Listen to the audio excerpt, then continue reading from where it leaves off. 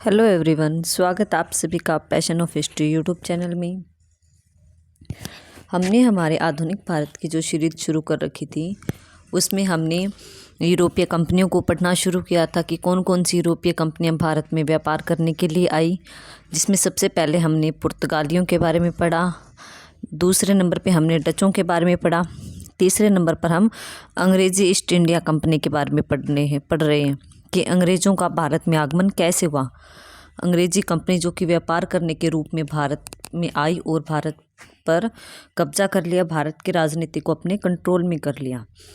तो हमने अंग्रेज़ों के भारत आगमन के बारे में एक क्लास कर ली है, जिसमें कि मैंने आपको मोस्ट इम्पोर्टेंट फैक्ट करवाए हैं जो कि अंग्रेज़ी ईस्ट इंडिया कंपनी के भारत आगमन के बारे में पूछे जाते हैं। आज हमारा ये दूसरा पार्ट होगा अंग्रेज़ी ईस्ट इंडिया कंपनी के आगमन पर, कि अंग्रेज़ों का भारत आगमन कैसे हुआ।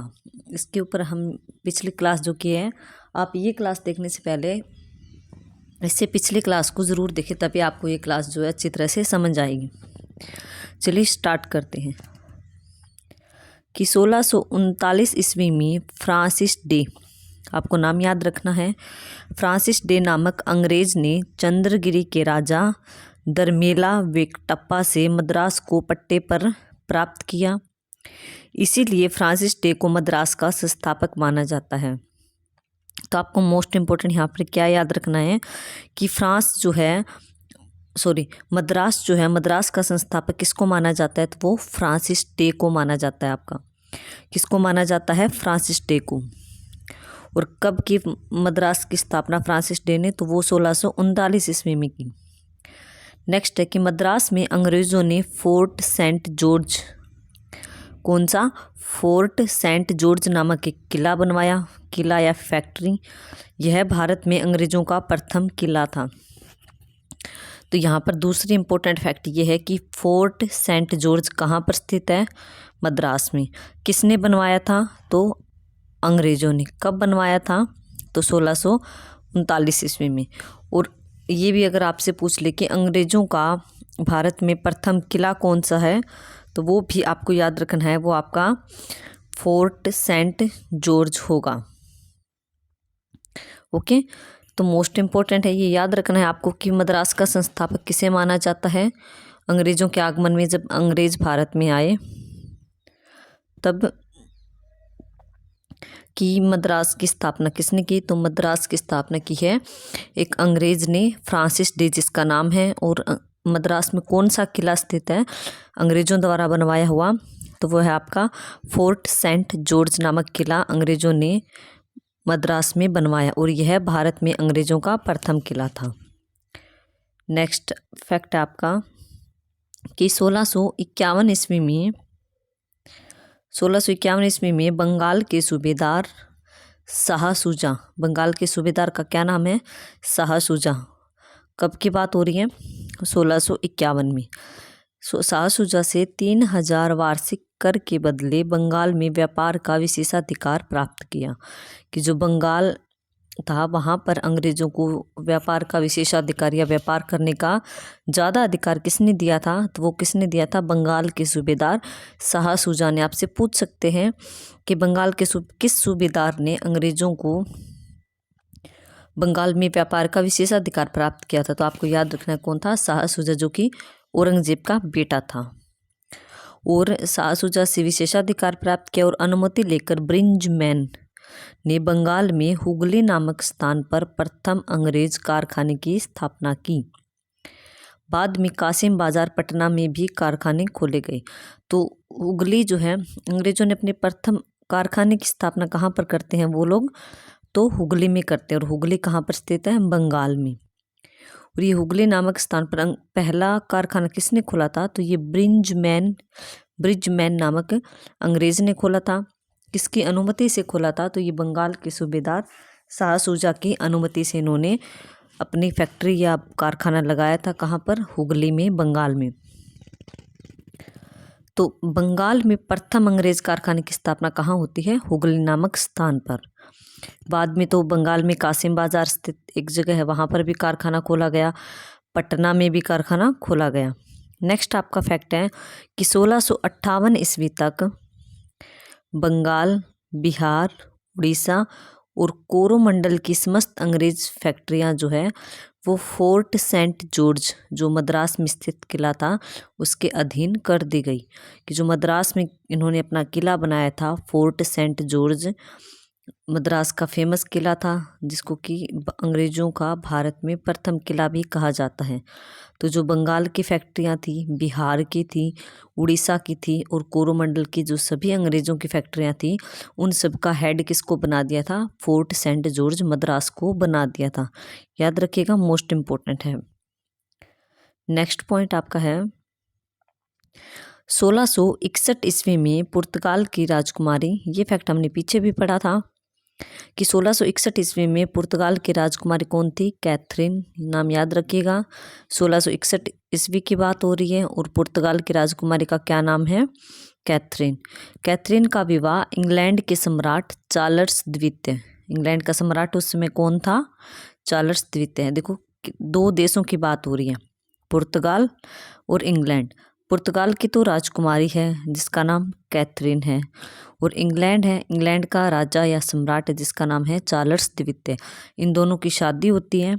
जब इन दोनों की शादी हुई तो पुर्तगाल ने जो है मुंबई शहर को इंग्लैंड को दहेज में दे दिया था। अपनी बेटी कैथरीन के नाम इस मुंबई शहर को कर दिया और इंग्लैंड को मुंबई का सारा राजपाट या मुंबई को संभालने का काम सौंप दिया था।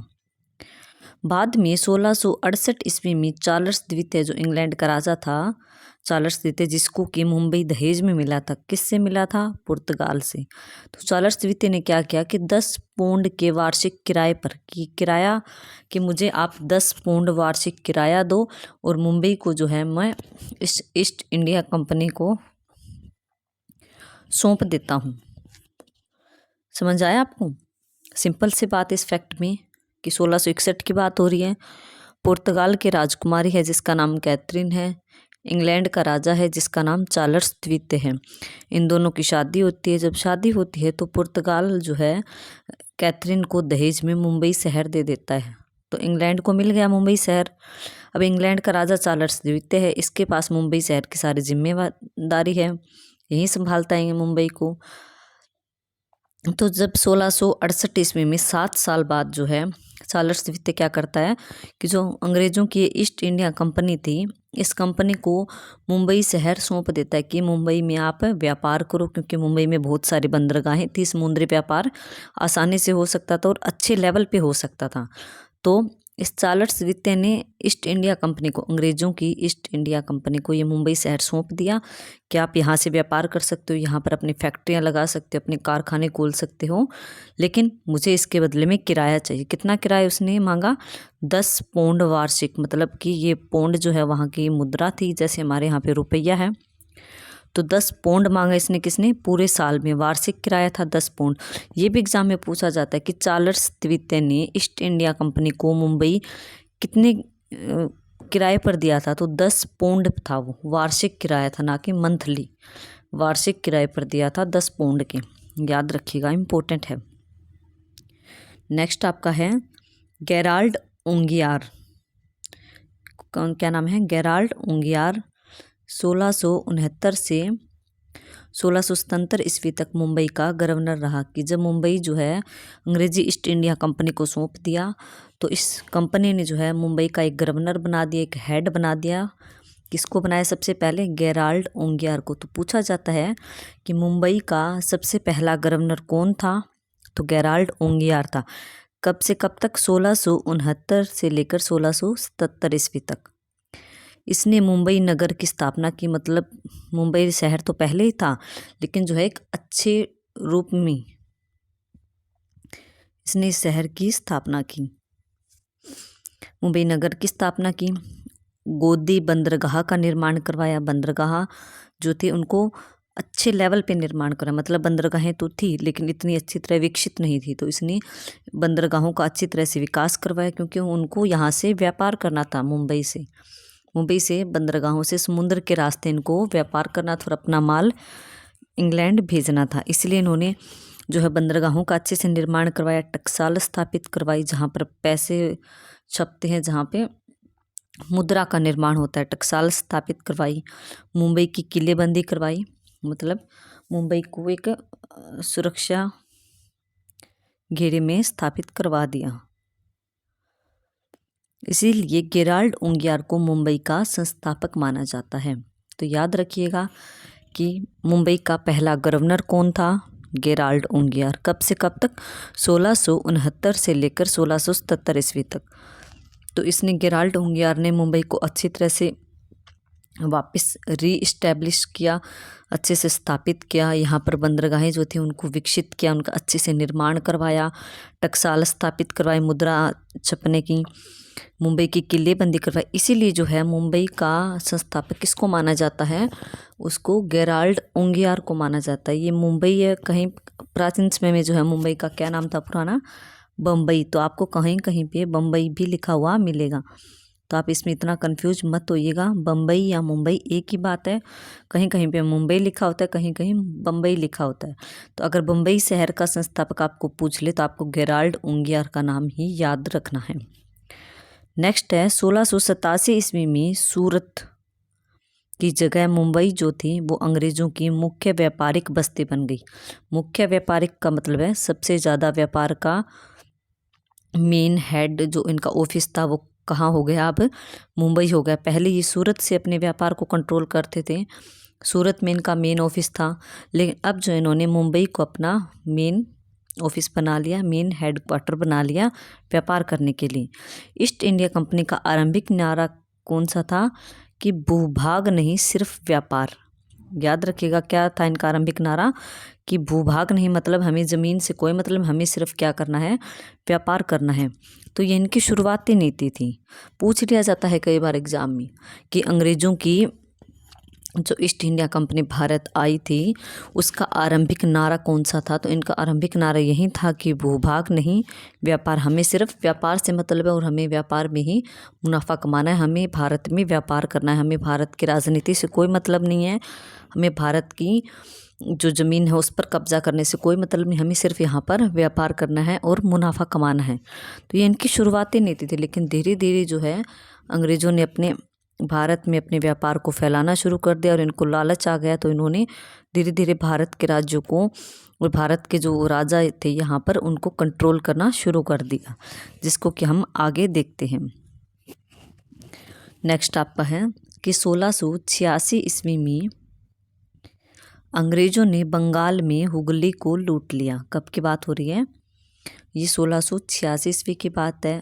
अंग्रेज़ों ने बंगाल में जो उन्होंने हुगली में जो कारखाना स्थापित किया था उसको लूट लिया। परिणाम स्वरूप अंग्रेज़ों का मुगल सेना से संघर्ष हुआ, क्योंकि उसमें मुगल राजा कौन था? औरंगजेब था। जिसके बाद अंग्रेज़ों को सूरत, मसूलीपट्टनम, विशाखापट्टनम आदि के कारखानों से अपने अधिकार जो है खोने पड़े।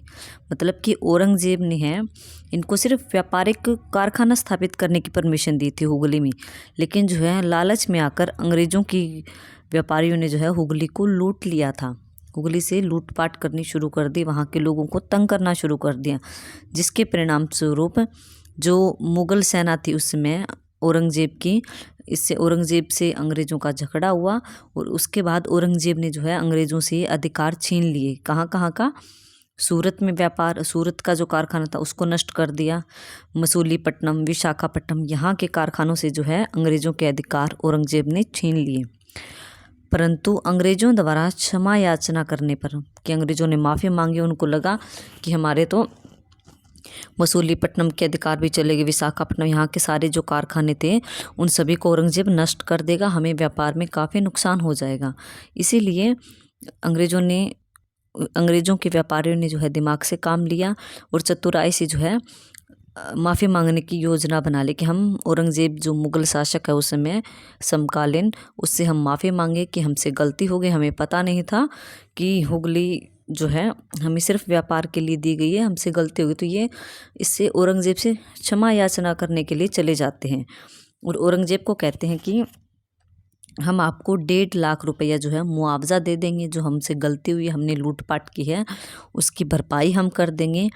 हम आपको 1.5 लाख रुपया दे देंगे, इसके बदले में व्यापार करने का अधिकार हमें दोबारा से दे दीजिए। तो औरंगजेब ने जो है 1.5 लाख रुपया मुआवजा लेने के बदले जो है व्यापार के अधिकार इसको अंग्रेजी कंपनी को दोबारा से दे दिए थे।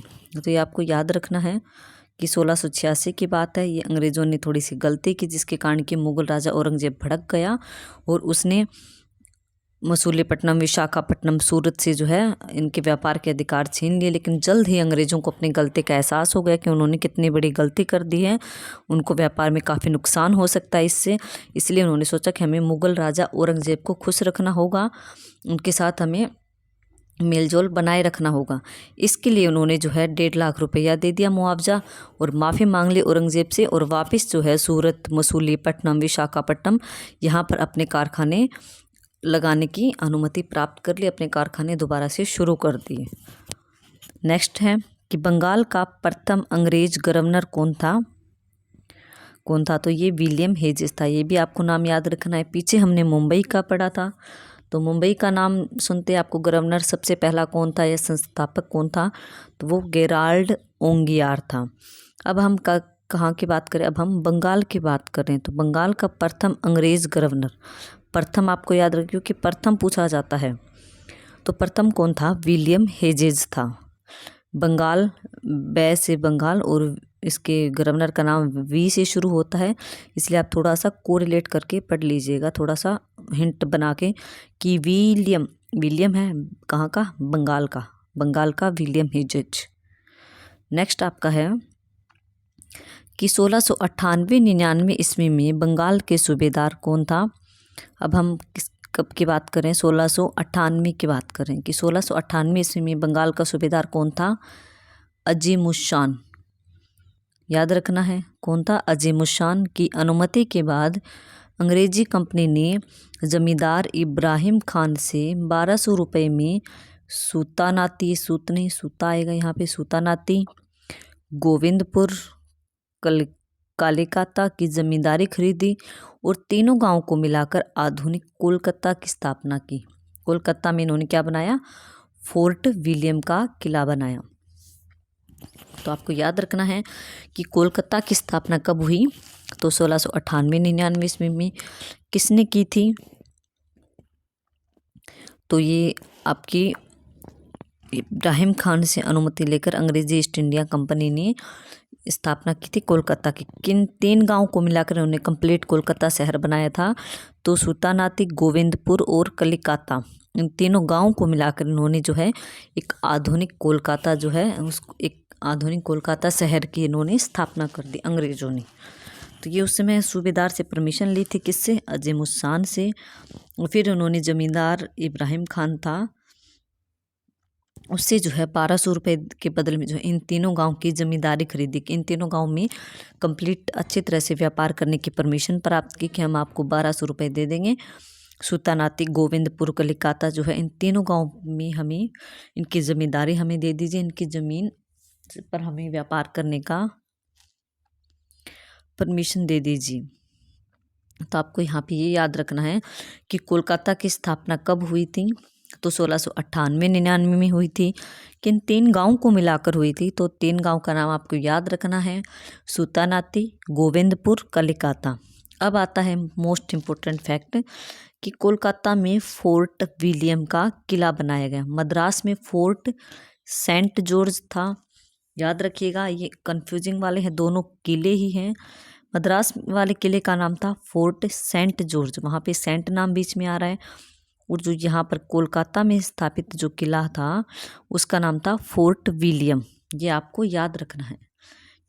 समझ आया कि मद्रास वाले किले का नाम क्या था जो कि अंग्रेज़ों ने स्थापित किया?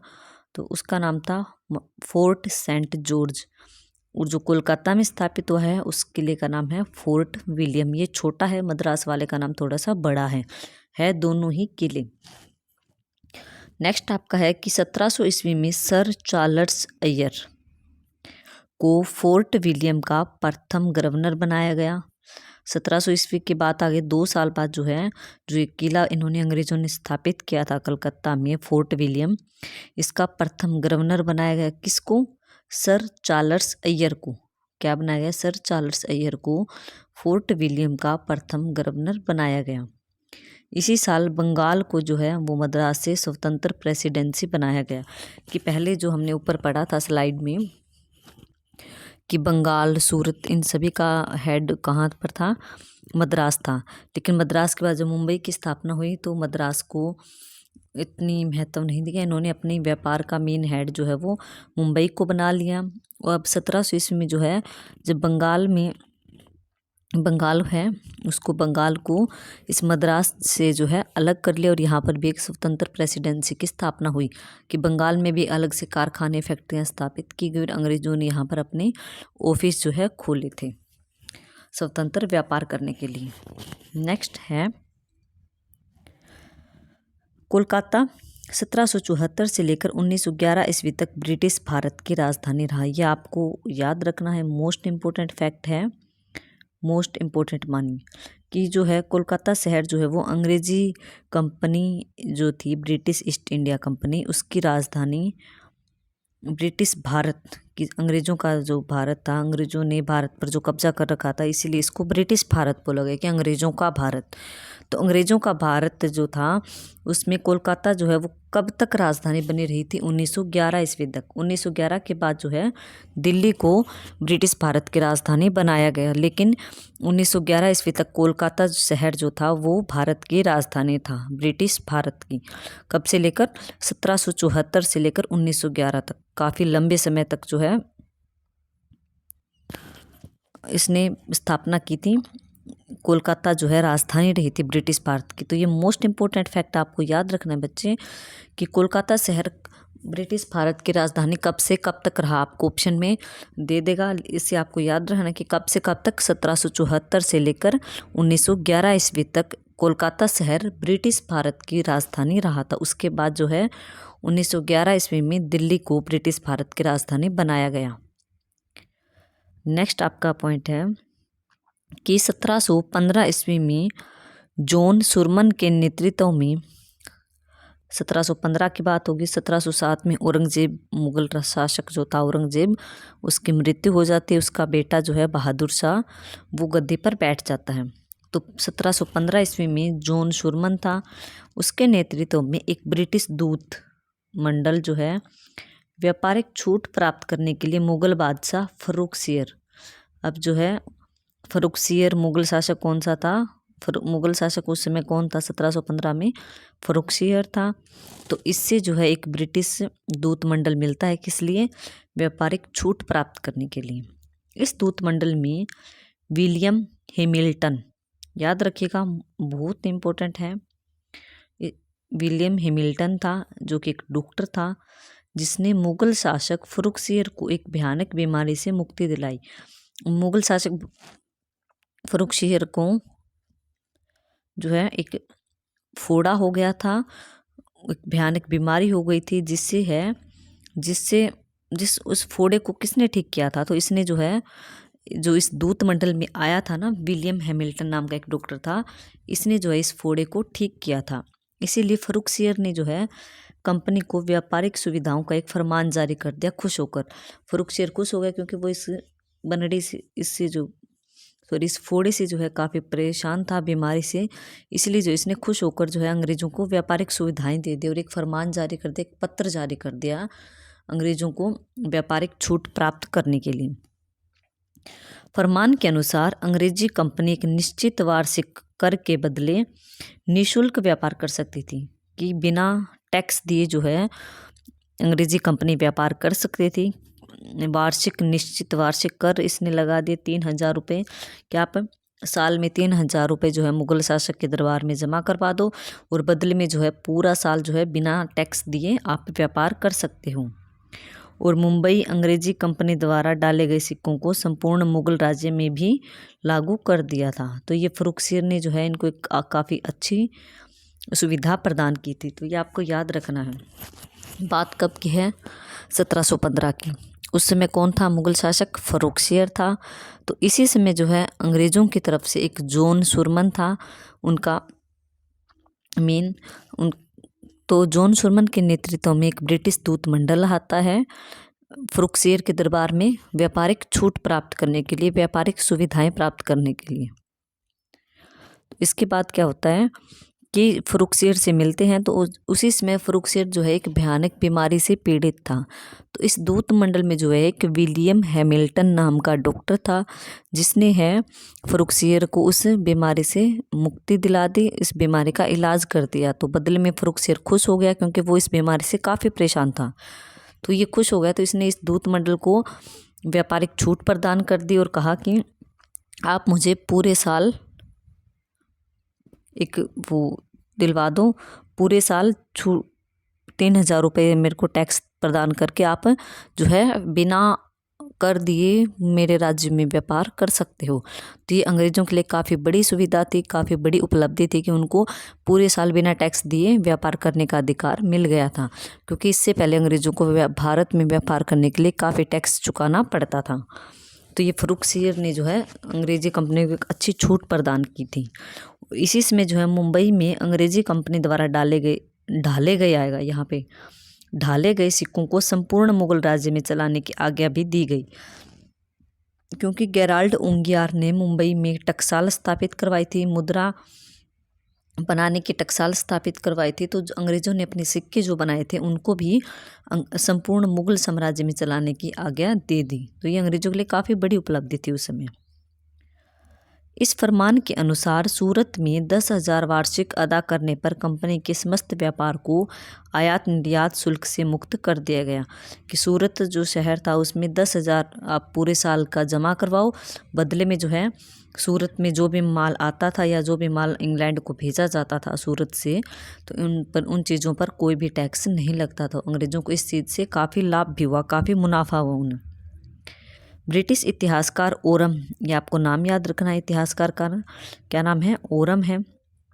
इस फरमान को कंपनी का मैग्ना कार्टा, मतलब कंपनी का महाधिकार पत्र, की कंपनी को महाअधिकार मिला, बहुत बड़ा अधिकार मिल गया उनको, क्योंकि उनका टैक्स माफ़ हो गया, उनको टैक्स नहीं चुकाना पड़ता था, उनको आयात निर्यात शुल्क जो है नहीं देना पड़ता था, सिर्फ कुछ रकम पूरे साल में अदा करने पर 10,000 रुपये जो पूरे साल का वो जमा करा देते थे, इसके बदले में उन पर कोई भी टैक्स नहीं लगता था। तो ये अंग्रेज़ों के लिए काफ़ी बड़ी उपलब्धि थी। इसीलिए जो ब्रिटिश इतिहासकार ओरम ने जो है इसके फ़र्रुखसियर के इस फरमान को कंपनी का मैग्ना कार्टा कहा है या महाअधिकार पत्र कहा है। तो काफ़ी इंपॉर्टेंट है, पूछा जाता है, इंपॉर्टेंट है ये डेफिनेशन जो है। ये कोटेशन बहुत बार पूछी गई कि किस इतिहासकार ने फ़र्रुखसियर के फरमान को कंपनी का मैग्ना कार्टा कहा है, तो वो आपका आएगा ओरम ने।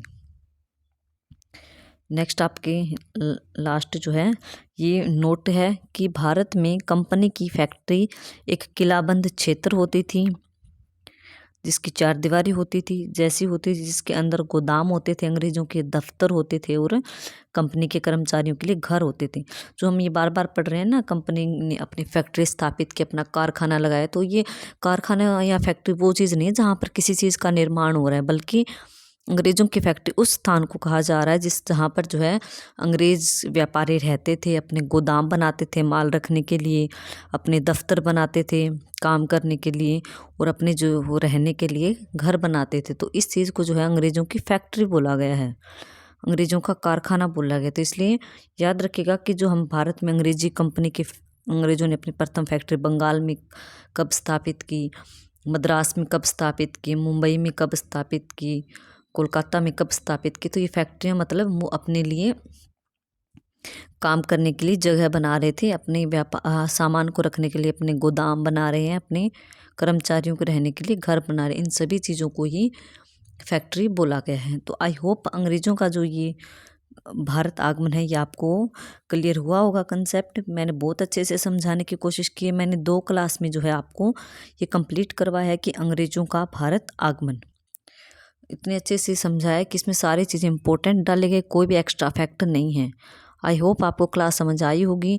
आप क्लास को 2 से 3 बार ज़रूर देखेगा, आपका अंग्रेज़ों के भारत आगमन से एक भी क्वेश्चन बाहर नहीं जाएगा। सारा का सारा जो है मैंने फैक्ट आपको पढ़ा दिया इनसे रिलेटेड जो भी एग्ज़ाम में आता है। ओके, चलिए ठीक है, थैंक यू सो मच।